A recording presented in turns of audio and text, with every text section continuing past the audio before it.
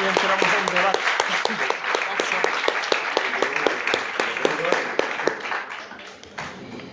Muchísimas gracias.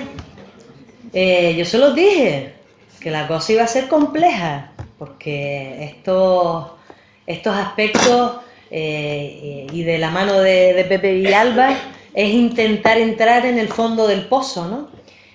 Nos ha planteado ideas clave, ideas fuerza muy importantes, ¿no? Donde nos ha abierto una mirada a la complejidad del tablero de la realidad, con unas gafas más estructurales, y varias veces nos ha repetido, esto se paró gracias a la movilización, ¿no? Quiero decir, que también nos ha planteado algunas luces en esta gran sombra que es la dictadura del capital, ¿no? Ahora empezamos a compartir, pues, qué nos ha parecido, con qué ideas nos hemos quedado más importantes, qué cosas nos generan dudas, reflexiones. Venga, José.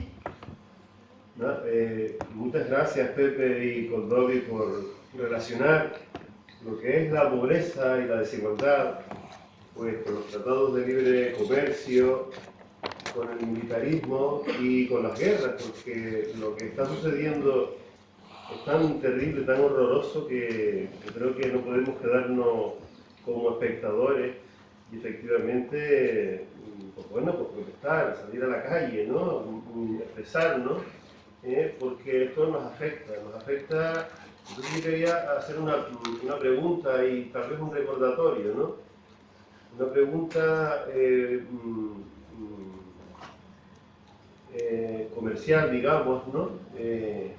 Porque creo que España es uno de los países que más tiene, junto con Italia, el que más tiene denominaciones de origen, ¿no? Este sello de calidad bueno, que es muy difícil de conseguir, ¿no? Se había dado cuenta de que ya podemos conseguir, digamos, ¿no? Obtener vino chileno producido en California, ¿no? Pues tal vez nos veamos con que veamos Jabugo, jamón jabugo pues, producido o aceite de oliva producido en Montreal, no lo sé, ¿no? Entonces, ¿cómo afectaría este tratado a este sello de calidad tan importante internacional, ¿no? Como son las denominaciones de origen? Eso sí. Y segundo, un recordatorio, ¿no? Porque claro, todo eso está, digamos, respaldado por lo que es el militarismo, ¿no? Entonces recordar que Canarias, en el referéndum total, pues votó que no al tratado de la OTAN, de que España perteneciera a esta organización criminal que está puesto muy bien, que está acercando, ¿no? Alternativas económicas y militares en otros lugares del mundo, ¿no? Porque quieren quedarse, la hipertrofia militarista es tan fuerte, ¿no? Que entonces, nada, solamente quería recordar a este público joven, que Canarias fue una de las 3 comunidades autónomas españolas en el que en el referéndum de la OTAN salió el no a la OTAN, no al militarismo. Muchas gracias. Gracias por lo de joven. Gracias, José. Sí, muy bien, más todo. reflexiones para dejar un poquito. Aguántate un poquito y descansa, Pep. Que descansa también. No, que lo de dominación de origen se me quedó y es muy importante. Ahora lo cuentas, con la alimentación. Venga, más dudas, aportaciones, cómo se les queda el cuerpo. A mí me llamó la atención cuando empezó a decir del acuerdo de comercio de servicios, porque no me quedó muy claro. Hablamos de servicios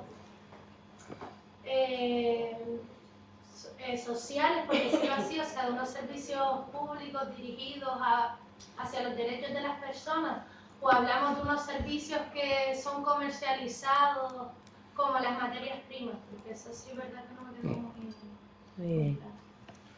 Muy bien, muchas gracias. ¿Más preguntas, aportes? ¿Quejíos?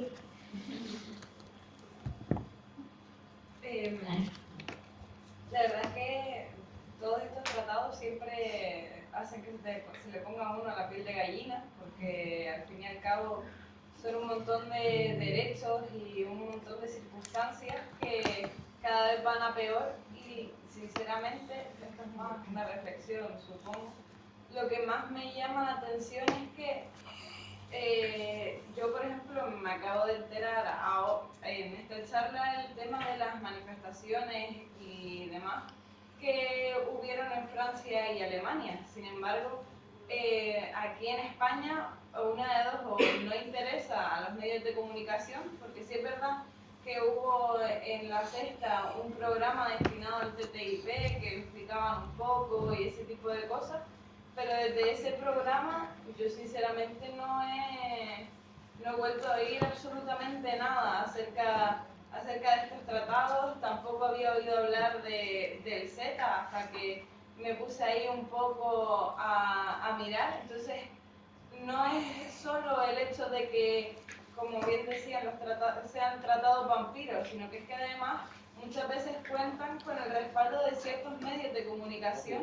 De ciertos, no de todos. Todavía le hacen sombra a eso que no nos interesa, que se supone que no debe interesar a la ciudadanía.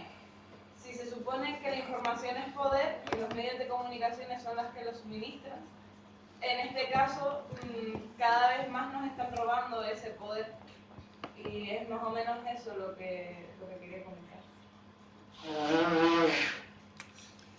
Muy bien, con esa música de fondo que tanto nos relaja.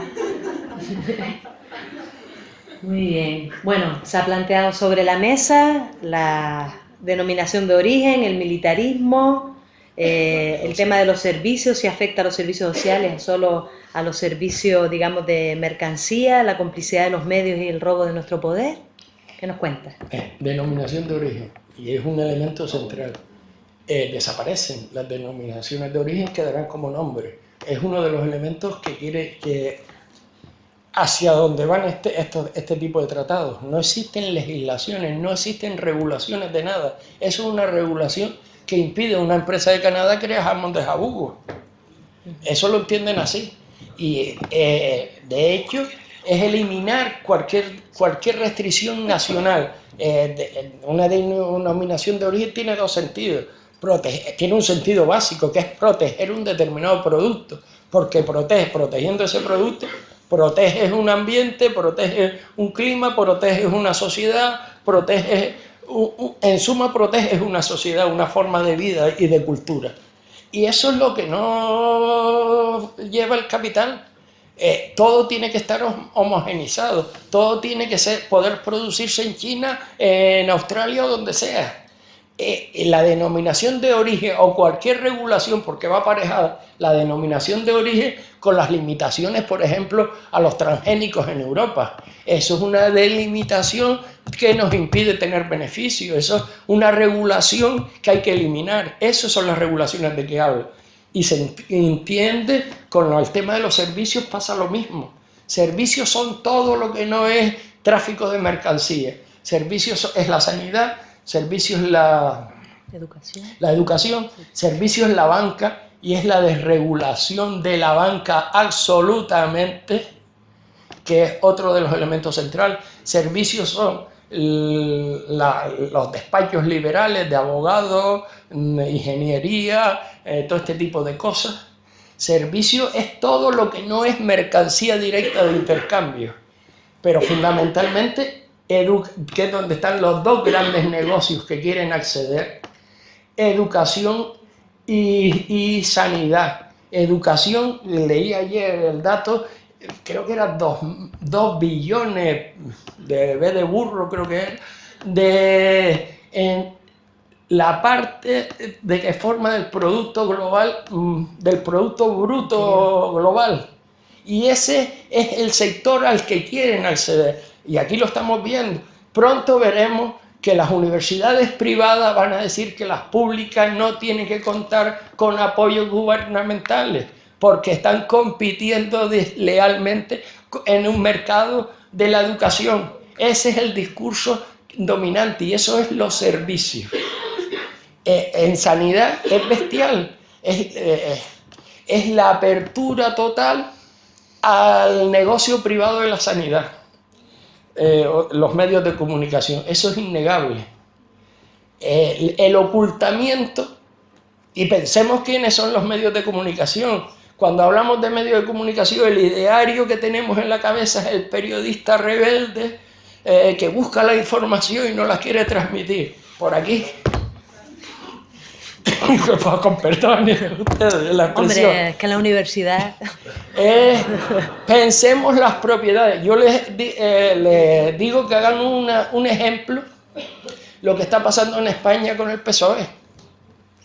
Un periódico, El País, que no es un periódico, sino que es un grupo mediático e industrial con temas de educación, el dueño de Santillana, el principal distribuidor de libros de texto en América Latina, que con un editorial se carga un secretario general de un partido.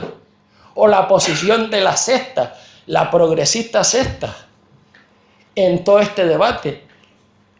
El fondo, las televisiones tienen que mantenerse siempre con la guinda roja que le den, yo la llamo la guinda roja del pastel, que es llamar a un disidente para que dé la nota. Pero el discurso dominante es el discurso del núcleo de poder dominante, que es el del gran capital. Y pensemos quiénes son esas empresas, quién es el Grupo Prisa. El Grupo Prisa es uno de los principales grupos económicos del país. El Grupo Mediaset, lo mismo, con ligazones, cuando se reúne, no me acuerdo cómo lo llamaban, la foto aquella famosa de la zarzuela, con el IBEX 35 reunido con su majestad, ahí estaba el Grupo Prisa, la gente del Grupo Prisa, y esas relaciones y la publicidad, que eso se nota más en la prensa local. ¿Ustedes han visto alguna crítica en la prensa al Corte Inglés? Pero críticas de me vendieron una cosa que estaba mal, no críticas de fondo. Acuérdense una valla que cayó delante del Corte Inglés y se mató a una persona. La valla no salió del aire, no salió de donde salió, de los aparcamientos del Corte Inglés. La prensa no lo mencionó. Ha pasado en Canarias, creo que fue el Canarias 7, hace bastantes años, que dijo de un incendio que hubo, un incendio que no fue nada, una papelera o algo de eso dentro del Corte Inglés, y le cortaron la publicidad durante un año. Esas son las políticas de comunicación que se realizan. Contra Ralón, contra el empresario de la Unión Deportiva Las Palmas, no hay crítica en la prensa de su forma de funcionar laboralmente. Pero se gasta una página de publicidad en cada periódico los sábados y los domingos, como mínimo una página. Cuando yo llevaba temas de publicidad, que hace muchos años, a los periódicos, una página valía 1 millón de pesetas. Ahora no sé cómo está el precio. Una página salir un sábado era 1 millón de pesetas que tenías que pagar. Ese es el papel de los medios de comunicación. No sale protestas contra esto a nivel europeo ni en ningún sitio. Te sacan lo de los hinchas de fútbol. Huelgas generales en Francia que no han pasado por el telediario. Las dos últimas contra implicaciones de estas, que son las reformas laborales. Bueno, me corto porque si no sigo, para que después siga interviniendo. Muy bien, muchas gracias, Pepe. ¿Más aportes? Mónica, ay, que te descoyunta. Sí, pero no. Venga. Yo me indigné porque en una parte seguí hablando y me paré porque digo, voy a dejar de decir. Pero me indigné porque dije algo de las universidades privadas, que se iban a quejar de las universidades públicas, que también es para ser pública, agüita merengue, pero me refiero, ¿cómo te vas a quejar de que a lo mejor el Estado intervenga en invertir en universidades públicas cuando es una necesidad y un derecho al ciudadano? Es que es una cosa que a mí no me cabe. Pues eso es en todos los servicios públicos. Con la aprobación de este tratado, una universidad privada tiene la posibilidad de denunciar al Estado por financiar la universidad pública, porque eso lo considera competencia desleal, porque tienen que estar al mismo nivel las universidades para competir en el mercado universitario y que surja la mejor y que el estudiante elija cuál es la mejor. Ese es el discurso teórico que nos vende. Yo estoy totalmente de acuerdo contigo, pero es que el objetivo de esto es cargarse lo que hemos conquistado como derechos sociales. Recordemos que los derechos sociales no están ahí de siempre, son conquistas que se han ido haciendo históricamente con 2 siglos de lucha porque aspiraciones sociales se convirtieran en ley, que es cuando hablamos de eliminar el Estado social y derecho, que es que la reivindicación se convierta en ley, si es posible en ley constitucional de un país, para que no se pueda mover. Eso es el elemento que quieren eliminar, las necesidades humanas convertidos en derechos sociales, transformados en papel legal que tenga capacidad de tú reclamarlo y días para reclamarlo. Porque, por ejemplo, una de las cosas que hace el TTIP es hablar del desarrollo sostenible y todo este tipo de cosas, los mete, pero no hay mecanismo de, si tú te sientes agredido, de poder denunciar. Para las empresas existe ese tribunal privado, para el ciudadano no existe ese tribunal privado. Avanzaremos en el desarrollo sostenible, pero cuando eso queda ahí en papel, si no se transforma en ley y en mecanismos para hacer cumplir esa ley. Estoy totalmente de acuerdo, pero es en sanidad, es en educación y en todos los sectores de la educación. Hablo de la universidad, pero España es uno de los sectores de que ya las enseñanza concertada creo que ya va por el 50 o el 51%, y cada vez el deterioro es mayor de la pública, un deterioro programado, lo mismo que está siendo programado el deterioro de la sanidad pública, y como hemos visto crecer en estos últimos años el crecimiento de las compañías de seguros privados. Ustedes no tienen edad, pero hace 10 años la Clínica San Roque, la Clínica La Paloma, Perpetuo Socorro, Santa Catalina se caían a cacho.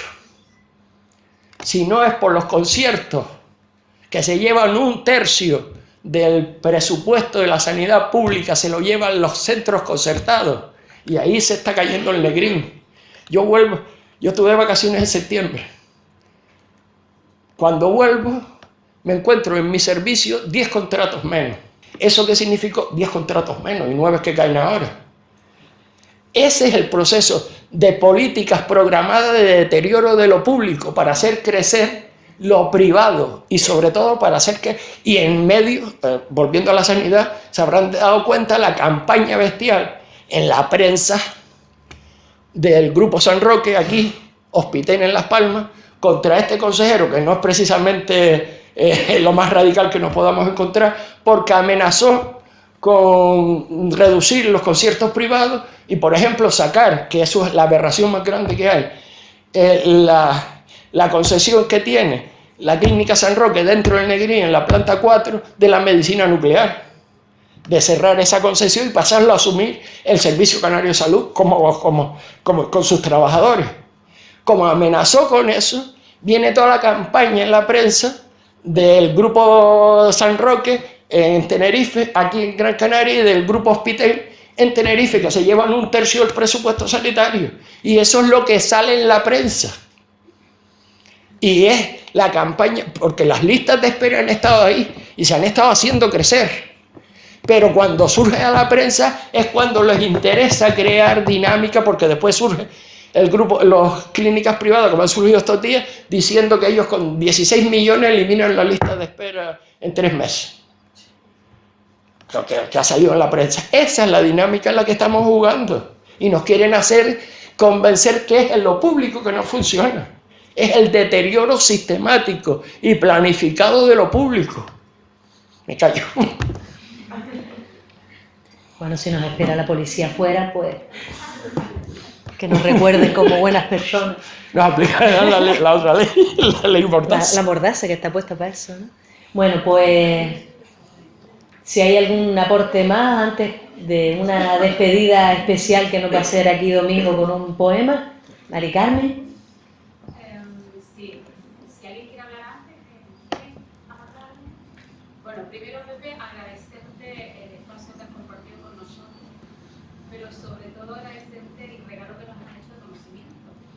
Comparto con Coldo, como te presentó, que eso es un contrapoder. Como tienes conocimiento, pues vas a encontrar el poder. Y es importante que tengamos, para analizar nuestras realidades, todas las visiones, ¿no?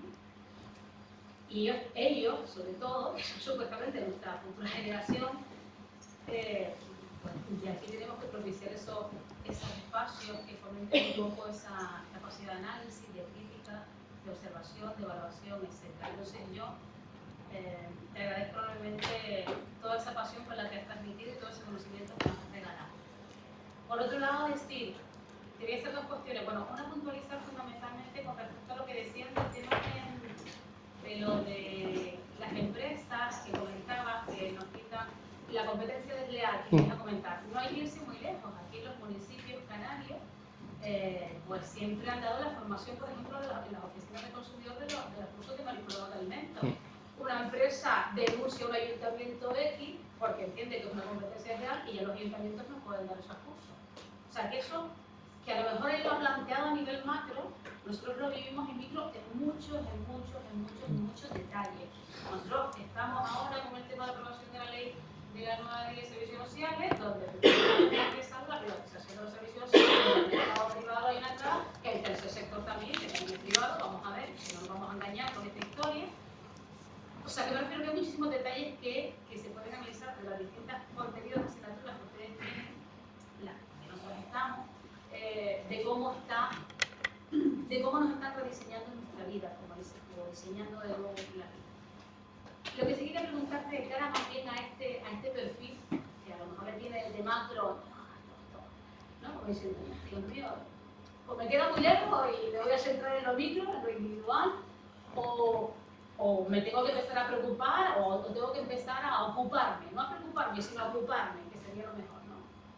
¿Cómo? ¿Qué hacer con este perfil? O sea, ¿qué pueden hacer ellos ante un modelo que evidentemente está oculto? Yo comparto contigo que no hay nada gratuito, y menos en política, y menos donde el dinero es el que marca, el mercado. ¿Qué pueden hacer ellos? Como futuro de nuestra sociedad para... No, ¿Qué podemos hacer? ¿Qué podemos hacer? ¿No? Ellos, nosotros también. Gran pregunta, gran pregunta. El tema es informarse, preocuparse, organizarse, que es un elemento central y es lo que nos permite tener distintas visiones y no encerrarnos en nosotros mismos, tener contacto, prueba organizaciones. Si no sabes a dónde, prueba organizaciones, pero estar atento a lo que existe en la calle. No, tener mucho cuidado con los medios de comunicación. El discurso dominante es dominante, por eso se llama así. Y pensemos que el discurso dominante en cada época es el de la clase dominante. Y tenemos que crear nuestros propios canales de información. En internet hay mucha mierda, pero también hay canales que nos permiten acercarnos. Pero eso solo los descubres mientras estás en relación con otros, mientras te reúnes con otros colectivos, con otra gente que está trabajando en esa dinámica. Y prueba colectivos. Si tienes más orientación a hacer temas medioambientales, organízate en torno a temas medioambientales. Y sobre todo a nivel laboral. Una vez que empiezas a trabajar, organízate laboralmente. Si no es los sindicatos tradicionales, búscate otro. Pero somos una colectividad y el tema, la defensa de los derechos laborales es fundamental. Hoy se está dando, y eso es muy habitual, que tenemos que buscar otros medios de organizarnos a nivel laboral. Ese es un tema que el sindicalismo nos lo tenemos que plantear de alguna forma. Hoy está surgiendo el tema, lo que hablaba antes de, ¿cómo se llama? El autónomo. El falso autónomo. Vuelvo a la sanidad. En un centro de diálisis concertado, las ATS están siendo contratadas como autónomos, como empresas autónomas, no como trabajadores. Y eso tenemos que defender el derecho al trabajo, en los derechos laborales. Y movilízate. El me gusta no vale. El me gusta es importante. El retuitear y el mandar un WhatsApp vale.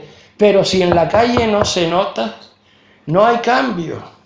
La presencia física en este mundo virtual sigue siendo importante. Y si hay una manifestación convocada, no diga esto no va conmigo. Entérate de qué va. Porque todo lo que sale en la calle, todo lo que salen a pelear, en última instancia están peleando por tus derechos, que es como se ha conseguido hasta ahora todo lo que se ha convertido, todos los derechos que se han convertido en ley escrita. Se ha convertido así, en movilización, organización y lucha. Es muy viejo y suena muy clásico, pero creo que sigue siendo los tres pilares de la intervención social: movilización, organización y lucha. Venga, sí. No me puedo resistir. Relacionado con lo que ha dicho Carlos, usted comentó que bueno, que este sector privado, este fenómeno, pacta la supremacía del sector privado frente a los gobiernos democráticos.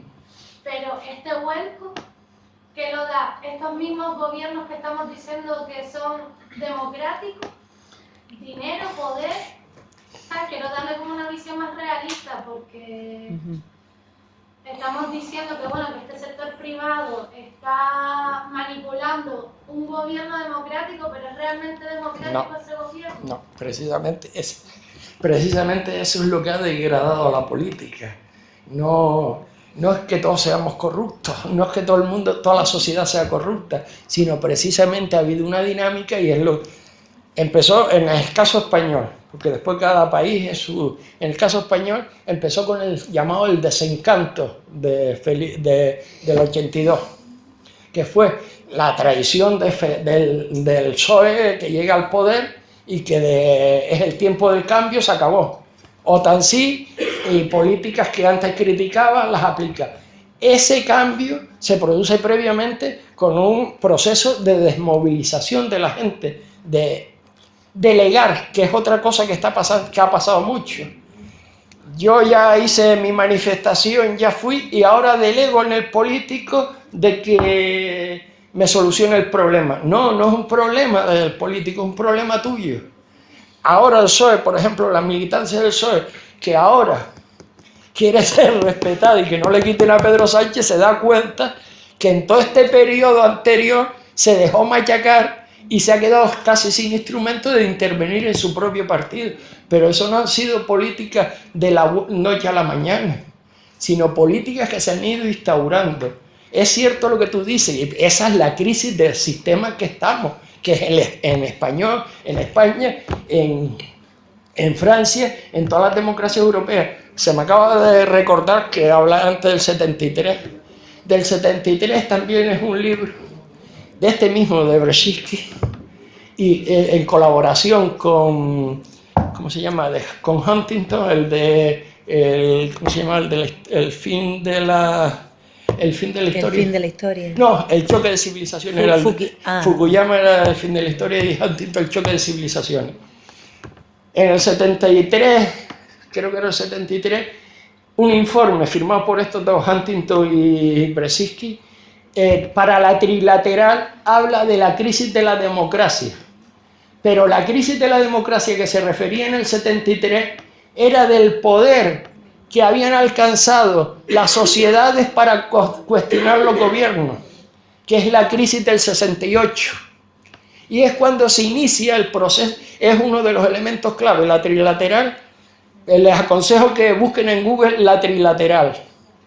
Y el libro está publicado, el libro se puede descargar en Google, que yo digo, se llama La crisis de la democracia, creo que se llama exactamente. De todas formas le puedo pasar el enlace a Coldo. Ese es el momento en que se inicia la instauración de las políticas neoliberales. El primer laboratorio, el laboratorio de lo que después se ha llamado el neoliberalismo, se produce un 11 de septiembre que siempre pasa desapercibido. que es el 11 de septiembre de 1973, que es el golpe de Estado de Pinochet a Allende en Chile. ¿Qué sucede ahí? Empiezan los laboratorios, todo lo que nosotros estamos pasando ahora de planes de ajuste estructural, recortes europeos, privatizaciones, lo pasó a América Latina en la década de los 80, de los 70 y los 80 con los regímenes militares. Y el 73 y el golpe de Chile es clave, porque desembarcan en Chile lo que se llamó los Chicago Boys, que es la escuela de economistas de Chicago, con Milton Friedman a la cabeza, que es el núcleo duro del pensamiento neoliberal y ejerce como ejemplo. De Chile pasamos a Reagan, 80, Thatcher, 80, Kohl, Alemania, 80, 81, 82, Felipe González, 82. Y esa ola, la que empieza a transformar todo el régimen de implantación de las políticas neoliberales. Eso, por eso me interesa a mí, cuando explico el TIC, situarlo en un contexto global, que no son cosas que surgen de la noche a la mañana. Nos han llevado a eso, y es la situación en que estamos ahora, de crisis de la política, de los estados de las democracias occidentales.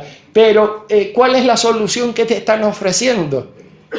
Lo que el salvapatria, que es lo mismo que nos ofrecieron en los años 20 y 30, que es lo que nos condujo a Hitler.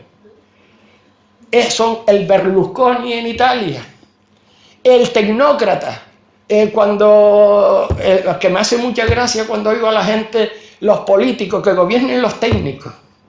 Elijamos un gobierno técnico, como lo hicieron en Italia, le impusieron un presidente técnico. Esa es la línea que llevan. El ejemplo es la Comisión Europea. Quien maneja esto es un régimen, que es el Tratado de Maastricht, que es la Europa construida a partir del Tratado de Maastricht, que empieza a gestarse en esos años, en los 80, que es el ejecutivo sin control. Y ese es una dinámica. Estamos en esta situación. Conquistemos la política, recuperemos la política para nosotros. Ese es el discurso. Es cierto lo que tú dices, esos gobiernos, pero su objetivo es eso, han sido puestos ahí para destruir su propio gobierno. Bueno. Muy bien, pues este llamado, digamos, a la participación, organización, movilización y lucha puede resumir el espíritu, en principio, de estos 2 primeros días de estas terceras jornadas, que se hacen posibles por gente que abre grietas en este capitalismo y en esta universidad también, para que se puedan incorporar otros discursos. Está Mari Carmen de Benítez aquí, Ana Cano, que también nos acompañó ayer y que también da clase, que Ana Cano además es la coordinadora de esta 10ª semana universitaria de la erradicación del empobrecimiento. Muchísimas gracias, Pepe. Gracias a ustedes por aguantarme. Muchísimas gracias a cada uno y a cada una de ustedes. Y si les parece, acabamos con un poema que Domingo nos quiere recitar. Bueno, es que... Levántate, Domingo, para que te vean. Si quieres, vamos. Bueno, voy a entrar en primero. La cuestión es que lo quise hacer como un aporte a lo que estaba escuchando aquí. No se venden, pero yo tengo publicado algunas cosas de poemas breves. Este es uno de ellos que me pareció desde que empezaron a hablar, porque lo hice hace como 10 años por ahí, y está publicado. Pero en un librito que lo llamé Flores del Estercolero. Entonces, al oírlos hablar, bueno, dice: si yo tengo más, me justifico ante otro como yo, el vampiro organizado. Los demás serán los portadores de la sangre. Con la luz desapareceremos. Muchas gracias.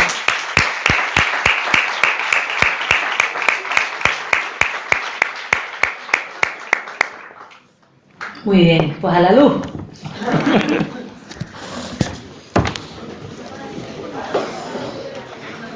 Una hora 40.